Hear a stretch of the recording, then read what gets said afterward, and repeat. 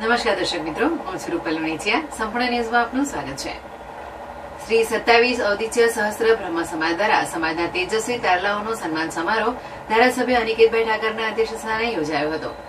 દાતાઓના સહયોગથી યોજાયેલ આ કાર્યક્રમની શરૂઆત દીપ પ્રાગટ્ય અને સંજયભાઈ રાવલના કંઠે ગવાયેલ સુંદર પ્રાર્થનાથી કરવામાં આવી હતી.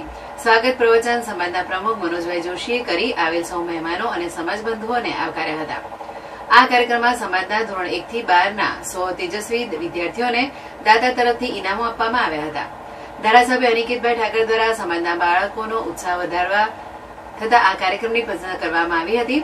આ કાર્યક્રમમાં અન્ય મહેમાનોમાં સમાજના પૂર્વ પ્રમુખ પ્રકાશભાઈ જોશી, સમાજના પૂર્વ મંત્રી અને આજીવન દાતા કાંતિલાલ રાવલ, નગરપાલિકા પૂર્વ પ્રમુખ હેતલબેન રાવલ અને આ કાર્યક્રમના સૌ દાતાઓ સહિત સમાજબંધુઓ મોટી સંખ્યામાં ઉપસ્થિત રહ્યા હતા.